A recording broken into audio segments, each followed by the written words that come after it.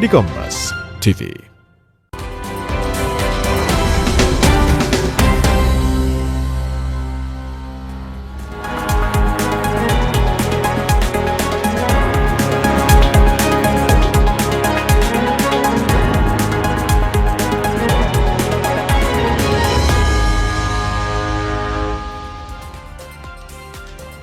Anda masih bersama kami di Kompas Bisnis. Saudara, ekonomi Indonesia pada kuartal 2 tumbuh 5,29%. Kita lihat data lebih lengkapnya di tahun 2026 ini, di mana pada perekonomian Indonesia triwulan 2 2026 berdasarkan besaran PDB atau Produk Domestik Bruto atas dasar harga berlaku ini PDB mencapai 6.552,1 triliun rupiah dan atas dasar harga konstan ini mencapai 3.576,2 triliun rupiah. Apabila kita melihat lebih detail lagi terkait dengan angka dari pertumbuhan ekonomi di tahun 2026, ini ada pelambatan di triwulan pertama 2026 ini ada di angka 5,61%, sementara di triwulan ataupun kuartal kedua ini melambat di 5,29%. Namun apabila kita tarik lebih jauh lagi pada triwulan 4 2025 ini tumbuh di 5,39%, triwulan 3 2025 di 5,04%, triwulan 2 2025 di 5,12% dan triwulan 1 2025 di 4,87%. Sementara itu kita lihat juga saudara bagaimana pertumbuhan ekonomi menurut lapangan usaha secara tahunan di data berikutnya. Nah, ini berikut persentase pertumbuhannya saudara. Ada pertanian ini tumbuh di 0,80% begitu di kuartal kedua tahun ini, sementara dari sektor pertambangan dan penggalian ini minus ataupun negatif 1,64%. Sementara di sektor industri pengolahan tumbuh 4,52%, konstruksi tumbuh 6,68%. Dan perdagangan serta reparasi ini tumbuh 6,39% dan lainnya di 6,67%. Sementara kita lihat juga saudara pertumbuhan PDB menurut pengeluaran.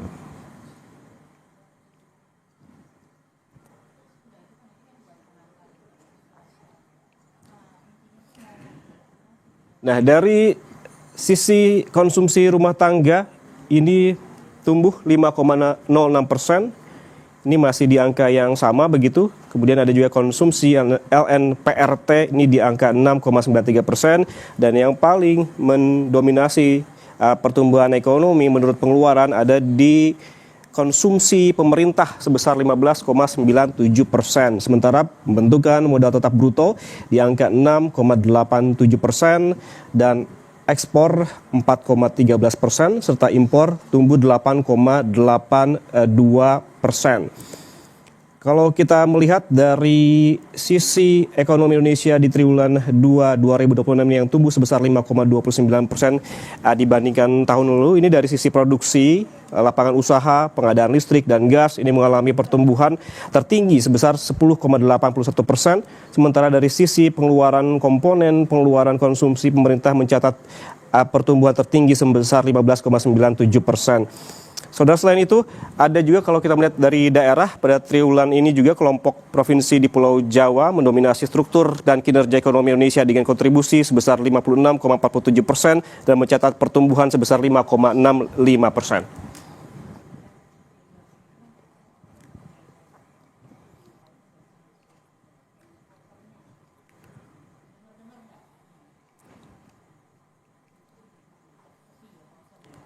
Saudara, apa kemudian yang menjadi faktor pendorong pertumbuhan ekonomi Indonesia pada kuartal 2 ini tumbuh 5,29%? Kita langsung berbincang dengan Amalia Adininggar Widyasanti, Kepala Badan Pusat Statistik. Bu Winnie, selamat pagi. Selamat pagi. Bu Winnie, kan ini ekonomi kuartal 2 ini tumbuh 5,29%. Namun ini melambat dibandingkan kuartal sebelumnya. Namun lebih tinggi dari ekspektasi sejumlah ekonom. Bagaimana penjelasannya, Bu? Ya, jadi tentunya di triwulan 2 ini, walaupun momen Idul Fitrinya sudah lewat karena memang momen Idul Fitri ada di triwulan 1, tetapi kita ketahui bahwa di triwulan 2 ini yang menjadi pengungkit pertumbuhan ekonomi adalah tentunya ada momen libur Idul Adha beserta juga beberapa long weekend ya, di situ ada beberapa hari libur juga. Kedua adalah karena faktor konsumsi masyarakat yang tumbuh tinggi di atas 15% dan tentunya kalau kita lihat dari segi andil terhadap pertumbuhan ekonomi konsumsi pemerintah saja atau belanja pemerintah ini memberikan konsumsi sekitar 1% basis poin terhadap total yang 5,29%. Begitu. Oke, kalau kita concernnya dari pelambatan dibandingkan kuartal pertama tahun ini, apa yang menjadi penyebab atau pemicunya, Bu? Tentunya pertama daya beli masyarakat masih solid karena memang kalau kita lihat konsumsi masyarakat tumbuhnya masih terjaga di sekitar 5%. Kemudian yang kedua adalah investasi. Investasi kita itu kan masih tumbuh sekitar 6,87% atau 6,9% dan ini tentunya di tengah ketidakpastian global investasi masih terus ekspansi. Dan ketiga tentunya ini stimulus pemerintah melalui belanja pemerintah yang tumbuh 15,97% atau mendekati 16%. Ini kan tentunya menjadi penopang dari pertumbuhan ekonomi kita di triwulan 2 2026. Kemudian kalau kita ketahui bahwa selama momen Idul Adha kan banyak masyarakat Indonesia juga melakukan kurban, sodako, begitu ya. Ini masuknya catatannya di dalam konsumsi lembaga non profit rumah tangga atau LNPRT di dalam PDB kami tumbuhnya 6,93%. Dan kita lihat juga produksi dari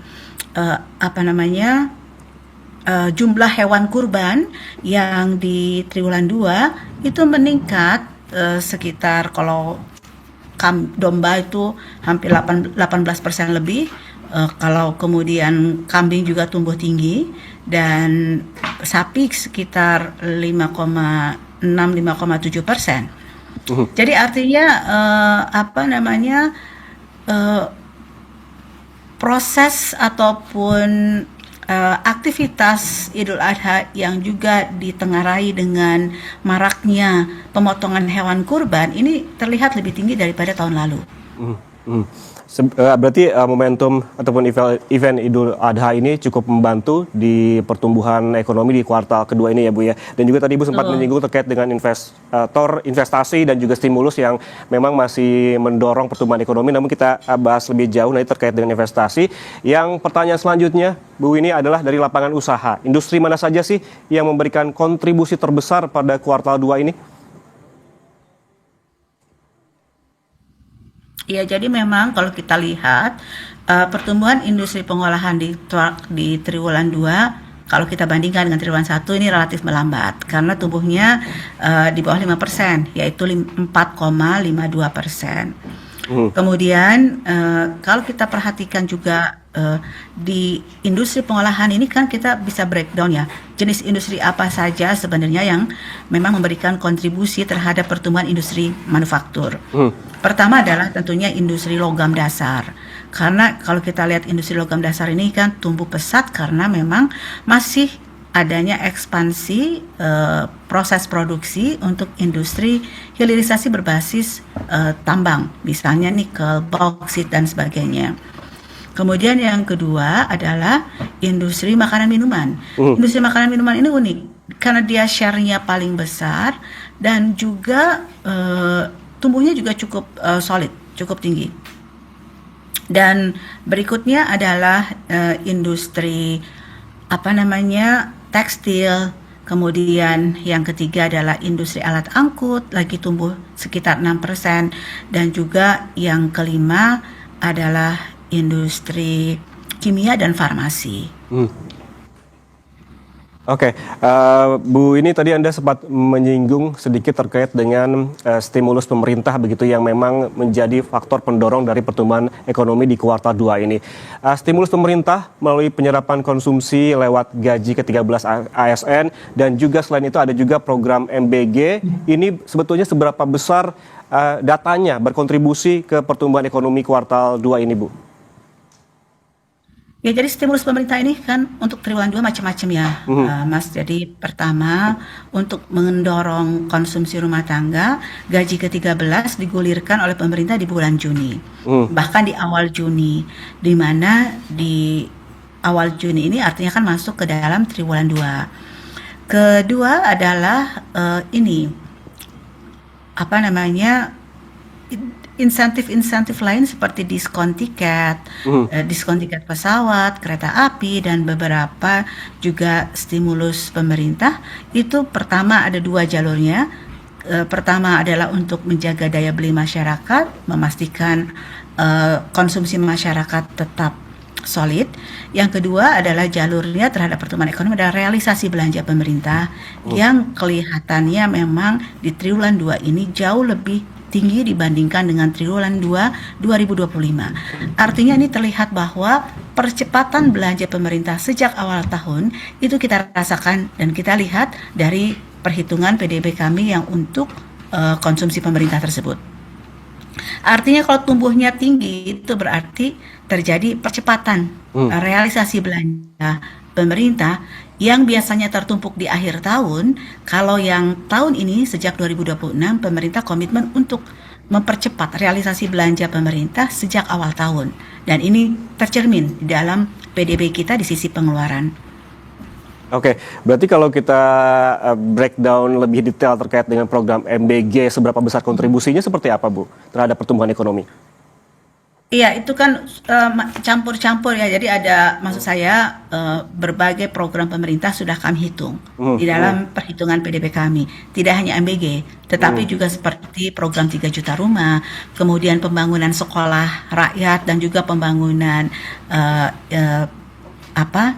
perbaikan renovasi sekolah-sekolah negeri, kemudian berbagai pembangunan infrastruktur yang dilakukan oleh pemerintah itu sudah kami masukkan di dalam perhitungan PDB kami, sehingga tidak heran kalau memang berbagai program pemerintah yang sudah terrealisasi di triwulan 2 ini juga membantu untuk menjaga pertumbuhan ekonomi Indonesia di triwulan 2 2026, walaupun sebenarnya kita ini di tengah ketidakpastian global yang cukup tinggi. Oke, baik, kita bergeser ke sisi investasi, Bu. Ini ada PMTB yang juga membukukan pertumbuhan positif yang berasal dari investasi pemerintah maupun swasta. Ini jelasnya seperti apa, Bu? Investasi ini tentunya mayoritas memang dari investasi swasta, sekitar 10% itu dari investasi pemerintah, dan juga ada investasi BUMN. Jadi kalau kita lihat asalnya dari investasi ini ada 3 institusi penyumbang investasi di Indonesia, BUMN, pemerintah, dan swasta. Proporsi investasi swasta ini besar, dan kalau kita perhatikan memang di triwulan 2 ini investasi yang besar adalah PMA. Dan kedua dari segi sektornya memang yang paling banyak adalah investasi di industri logam, terutama logam dasar, kemudian juga ada di perdagangan dan transportasi. Baik, berarti ada beberapa hal yang mesti digarisbawahi ya, Bu, ya, termasuk tadi faktor pendorong pertumbuhan ekonomi di kuartal 2 ini ada investasi, ada juga stimulus, dan Ibu juga tadi menyebutkan yang menjaga pertumbuhan ekonomi juga adalah program-program utama dari pemerintah yang memang perlu juga diapresiasi begitu. Terima kasih banyak Bu Amalia Dininggar Widiasanti, Kepala Badan Pusat Statistik, atas waktunya bersama kami di Kompas Bisnis. Bu, sehat selalu. Saudara, jangan kemana-mana karena Kompas Bisnis masih akan kembali untuk Anda dengan informasi dari BPS yang mencatat angka pengangguran turun per Mei 2026. Meski demikian, akhir-akhir ini angka